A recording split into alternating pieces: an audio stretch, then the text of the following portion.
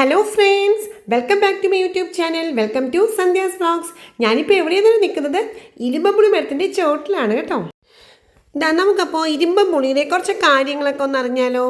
അതുപോലെ കുറച്ച് ഇരുമ്പുളി പറിക്കാനും ഉണ്ട് കേട്ടോ. നമുക്ക് ഈ ഇരുമ്പുളി കൊണ്ട് നല്ല അടിപൊളിയൊരു മീൻകറി ഉണ്ടാക്കാം കേട്ടോ. നമുക്ക് ഇതുകൊണ്ട് മീൻകറി ഉണ്ടാക്കാം, മുട്ടക്കറി ഉണ്ടാക്കാം. അതിൻ്റെ റെസിപ്പീസൊക്കെ ഞാൻ പറഞ്ഞുതരാം കേട്ടോ. മീൻകറി ഉണ്ടാക്കുന്നത് എങ്ങനെയാണ് ഞാൻ വേറെ ദിവസം കാണിക്കാം. പക്ഷേ എൻ്റെ റെസിപ്പി ഞാനിപ്പോൾ പറഞ്ഞുതരാവേ. അപ്പം നമ്മൾ ഇരുമ്പുളി കൊണ്ട് നമ്മൾ എങ്ങനെയാണ് നല്ല അടിപൊളി മീൻകറി ഉണ്ടാക്കുന്നത്, മുട്ടക്കറി ഉണ്ടാക്കുന്നത് എല്ലാം നമുക്കൊന്ന് കേൾക്കാം കേട്ടോ.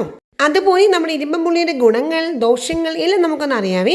ഈ കാണുന്ന ഇരുമ്പുളി നമ്മൾ ഇരുമ്പുളി മരത്തുനിന്ന് പറിച്ചെടുത്തതാണ് കേട്ടോ. ഈ ഇരുമ്പുളി വെച്ച് എങ്ങനെയാണ് ഒരു അടിപൊളി മുട്ടക്കറി ഉണ്ടാക്കണമെന്ന് ഞാനിപ്പോൾ എൻ്റെ വ്യൂവേഴ്സിനെ പറഞ്ഞു തരാവേ. 3-4 ഇരുമ്പുളി നന്നായിട്ട് കഴുകി 4ആയിട്ട് കട്ട് ചെയ്ത് മാറ്റി വെക്കണം. ഒരു ചീനിച്ചട്ടി അടുപ്പത്ത് വെച്ച ശേഷം വെളിച്ചെണ്ണ ഒഴിച്ച് അതിലേക്ക് ചുമന്നുള്ളി 4ആയിട്ട് കട്ട് ചെയ്തത് ഒരു 6-7 ഇട്ട് കൊടുക്കുക. അതിൻ്റെ കൂടുതൽ ഇഞ്ചിയും വെളുത്തുള്ളിയും കറിവേപ്പിലയും പച്ചമുളകും കൂടി ആഡ് ചെയ്യുക. നന്നായിട്ട് വഴണ്ടി വരുമ്പോൾ അതിന് മഞ്ഞൾപ്പൊടി ഉപ്പും ചേർക്കുക. മഞ്ഞൾപ്പൊടിയുടെ പച്ചമണം മാറിക്കഴിയുമ്പോൾ തേങ്ങയുടെ 2-ാം പാൽ ആഡ് ചെയ്യാം. 2-ാം പാൽ തിളച്ച് വരുന്ന സമയത്ത് നമ്മൾ കീറി വെച്ചിരിക്കുന്ന 3-4 നമ്മുടെ ചെമ്മീൻ പുളി ഉണ്ടല്ലോ അത് ഇട്ട് കൊടുക്കുക. ചെമ്മീൻ പുളി ഇത് വെന്ത് വരുമ്പോൾ മുട്ട പുഴുങ്ങി നമുക്ക് 2-4 കഷ്ണങ്ങളായിട്ട് മുറിച്ച് അത് കൂടി ഇട്ട് കൊടുക്കുക. ഒരു 2-3 മിനിറ്റ് തിളയ്ക്കുമ്പോഴത്തേനും നമ്മുടെ മുട്ടയിലേക്ക് ഈ പുളിപ്പും ഉപ്പും ഇഞ്ചി വെളുത്തുള്ളിയുടെ ടേസ്റ്റും എല്ലാം ഈ ഒരു ചെമ്മീൻ പുളി ഒരു പ്രത്യേക പുളിപ്പാണ്. ആ പുളിപ്പൊക്കെ അതിലേക്ക് പിടിക്കും. എന്നിട്ട് ഒരു 5 മിനിറ്റ് തിളപ്പിക്കുമ്പോൾ നന്നായിട്ട് 2-ാം പാൽ ഒന്ന് കുറുകി വരും. ആ സമയത്ത് 1-ാം പാൽ ചേർത്ത് ഒന്ന് തള വന്ന് തുടങ്ങുമ്പോൾ തന്നെ ഓഫ് ചെയ്യുക. വേറെ ചീഞ്ഞിരിക്കാത്ത ഇത്തിരി കടുക്, മുളകും കറിവേപ്പിലയും മൂപ്പിച്ച് ഈ കറിയിലേക്ക് ആഡ് ചെയ്ത ചെമ്മീൻ പുളി മുട്ടക്കറി. ഇത് എങ്ങനെയെന്ന് അറിയാലോ അല്ലെ? മീൻകറി ഉണ്ടാക്കുമ്പോൾ പ്രത്യേകിച്ചും ഈ ചെറിയ മീനുകൾക്കാണ് ഈ ഒരു ചെമ്മീൻ പുളി അഥവാ ഈ ഇരുമ്പുളി കൂടുതൽ ടേസ്റ്റ് കൊടുക്കുന്നത് കേട്ടോ. മത്തി, അയില, കൊഴുവ അങ്ങനെയുള്ള മീനുകൾക്ക് തേങ്ങ അരച്ച് വെക്കുമ്പോഴാണ് നമ്മൾ കൂടുതലും ഈ ഒരു ഇരുമ്പുളി ഉപയോഗിക്കുന്നത്. ഇതേപോലെ തന്നെ ഒരു 5 ഇരുമ്പുളി എടുക്കുക. മീൻ അടുപ്പത്ത് വെച്ച ശേഷം അതിനകത്തേക്ക് കുറച്ച് വെള്ളവും മഞ്ഞൾപ്പൊടി, കുറച്ച് വെള്ളം കേട്ടോ, മഞ്ഞൾപ്പൊടിയും മുളക് പൊടിയും എല്ലാം ഇട്ട ശേഷം ഇരുമ്പുളി ഒരു 4-5 മാക്സിമം ഒരു 4 മതി. കാരണം ഭയങ്കര പുളിയാണല്ലോ. അതിൻ്റെ കൂടെ 2-3 പച്ചമുളക് കീറിയിടുക, നന്നായി ഉപ്പിടുക. ഇത്രയായിട്ട് നന്നായിട്ട് തിളപ്പിക്കുക. അപ്പോൾ ഈ മീനിലേക്ക് ഈ മഞ്ഞൾപ്പൊടിയുടെയും ഉപ്പിൻ്റെയും മുളക് പൊടിയുടെയും ഇരുമ്പുള്ളിയുടെ എല്ലാത്തിൻ്റെയും ടേസ്റ്റ് നന്നായിട്ട് മീനിലേക്ക് പിടിക്കും. ഒരു 10 മിനിറ്റ് നന്നായി തിളപ്പിച്ച് വെള്ളമൊക്കെ ഒന്ന് വറ്റി തുടങ്ങുന്ന സമയത്ത് തേങ്ങയും അതിൻ്റെ ചുമന്നുള്ളിയും അതുപോലെ ചെറിയൊരു കഷ്ണം ഇഞ്ചിയും കൂടി നല്ല പേസ്റ്റാക്കി അരച്ച് അതുകൂടി മീൻകറിയിലേക്ക് ആഡ് ചെയ്ത് ചേർത്ത് വീണ്ടും ഒരു 5 മിനിറ്റ് തിളപ്പിക്കുക. പച്ചവെളിച്ചെണ്ണ ഒഴിച്ച ശേഷം ഇതിൽ കറിവേപ്പിലയും കൂടിയിട്ട് നമുക്ക് എടുക്കാം. ഒരു പ്രത്യേക ടേസ്റ്റാണ് ഇരുമ്പുളി ഇട്ട് വയ്ക്കുന്ന മീൻകറിക്ക്. തീർച്ചയായിട്ടും ഞാൻ ഇരുമ്പുളി ഇട്ട് വയ്ക്കുന്ന മീൻകറിയും ഞാൻ അതുപോലെ മുട്ടക്കറിയും ഞാൻ ഒരു ദിവസം തീർച്ചയായിട്ടും എൻ്റെ വ്യൂവേഴ്സിലേക്ക് ഞാൻ കാണിക്കുന്നതായിരിക്കും. അപ്പം ഞാൻ ഇന്ന് അതിൻ്റെ റെസിപ്പി പറഞ്ഞതാണ് കേട്ടോ. അപ്പോൾ ഇതൊക്കെയാണ് ഇരുമ്പുളിയുടെ ഗുണങ്ങൾ. പിന്നെ അതുപോലെ തന്നെ ഒരു പ്രത്യേക ടേസ്റ്റാണ് കേട്ടോ. ഇതിൻ്റെ മീൻകറി മുട്ടക്കറിയൊക്കെ ഉണ്ടാക്കിയാൽ അതുപോലെ അച്ചാറൊക്കെ ഇട്ടാൽ നല്ല ടേസ്റ്റാണ്. പിന്നെ ഇതിനകത്ത് ഒരുപാട് വൈറ്റമിൻ സി അടങ്ങിയിട്ടുണ്ട്. അതുപോലെ തന്നെ വൈറ്റമിൻ എ, B3, B12 അങ്ങനെ ഒരുപാട് വൈറ്റമിൻസ് അടങ്ങിയിട്ടുള്ളത് തന്നെയാണ്. അതുകൊണ്ട് തന്നെ ഇത് ശരീരത്തിന് ഗുണം ചെയ്യുന്നതുമാണ്. പക്ഷേ ഇതിൻ്റെ ദോഷങ്ങൾ എന്താണെന്ന് വെച്ചാൽ ഒരു കാരണവശാലും ഈ ഇരുമ്പുളി ഇത് ജ്യൂസ് അടിച്ച് കുടിക്കുകയോ അല്ലെങ്കിൽ പച്ചയ്ക്ക് കഴിക്കുകയോ ചെയ്യാൻ പാടില്ല. കാരണം ഈ ഇരുമ്പുളി അങ്ങനെ ഉപയോഗിച്ചു കഴിഞ്ഞാൽ നമ്മുടെ വൃക്കകൾ തകരാറിലാവാനുള്ള സാധ്യത കൂടുതലാണ് എന്നാണ് പഠനങ്ങൾ തെളിയിച്ചിരിക്കുന്നത്. 1-2 ഇരുമ്പുളി കഴിച്ചത് കൊണ്ട് ഒരിക്കലും ഇങ്ങനെ സംഭവിക്കില്ല കേട്ടോ.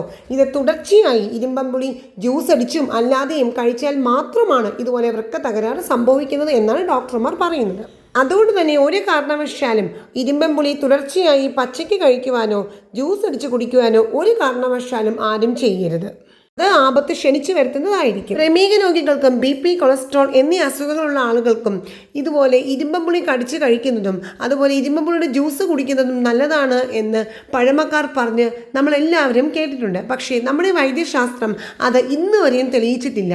അതുകൊണ്ട് തന്നെ ഒരിക്കലും അത്തരം പൊടിക്കൈകളിലേക്ക് പോകാതിരിക്കുക. 4-5 ഇരുമ്പുളിയുടെ മീൻകറി വെക്കുമ്പോഴും 3-4 ഇരുമ്പുളിയുടെ മുട്ടക്കറി വെക്കുമ്പോഴും നമ്മൾ ഒരിക്കലും നമ്മൾക്ക് ഒരാൾക്ക് വേണ്ടി മാത്രമല്ല വെക്കുന്നത്. വീട്ടിൽ എല്ലാവർക്കും വേണ്ടി ആയതിനാൽ തന്നെ നമ്മൾ ഓരോരുത്തരുടെയും ശരീരത്തിലേക്ക് 1-2 എണ്ണം മാത്രം വെന്ത രീതിയിലാണ് എത്തുന്നത്. അതുകൊണ്ട് തന്നെ ഇതിൻ്റെ ഗുണം മാത്രമായിരിക്കും നമുക്ക് ഓരോരുത്തർക്കും ലഭിക്കുന്നത്. മീൻകറിയിലും അതുപോലെ മുട്ടക്കറിയിലും പുളിക്ക് പകരം ഈ ഒരു ഇരുമ്പുളി ചേർക്കുമ്പോൾ ഒരു പ്രത്യേക സ്വാദ് തന്നെയാണ്. ഇടയ്ക്കൊക്കെ മാത്രമല്ലേ ഈ ഇരുമ്പുളിയുടെ മീൻകറി വെക്കാറുള്ളൂ. ഇടയ്ക്കൊക്കെ ഇതുപോലെ നമ്മുടെ ശരീരത്തിലേക്ക് 1-2 ഒക്കെ ഈ ഇരുമ്പുളിയുടെ ആ ഒരു ഗുണം എത്തുന്നത് നല്ലത് തന്നെയാണ്. പക്ഷെ ഒരിക്കലും ഇത് അമിതമാവാതിരിക്കാൻ പ്രത്യേകം ശ്രദ്ധിക്കുക. പിന്നെ അച്ചാറിട്ടാലും നമ്മൾ വല്ലപ്പോഴും മാത്രമേ ഉള്ളൂ. ഇടയ്ക്കൊക്കെ ചോറിന് ഒരു കഷ്ണം അങ്ങനെ നമ്മൾ കഴിക്കുന്നുള്ളൂ. 4ആയിട്ട് കീറിയിട്ടില്ല ഇടുന്നത്, അതൊക്കെ ഓക്കെയാണ്. പക്ഷെ അല്ലാതെ ഇതിൻ്റെ ആ ഒരു കോൺസെൻട്രേറ്റ് ആയിട്ട് തന്നെ അത്രയും ഒരു തുള്ളി പോലും വെള്ളം ചേർക്കാതെ ഒരു കാരണവശാലും ഇത് ഉപയോഗിക്കരുത്. അതുപോലെ തന്നെ പച്ചയ്ക്ക് കഴിക്കാനേ പാടില്ല. ഇനി ഇരുമ്പമ്പുളിയുടെ വേറൊരു പ്രത്യേകത എന്താണെന്ന് വെച്ചാൽ നമുക്ക് ബാത്റൂം ഒക്കെ വൃത്തിയാക്കാൻ നമുക്കത് ഉപയോഗിക്കാം.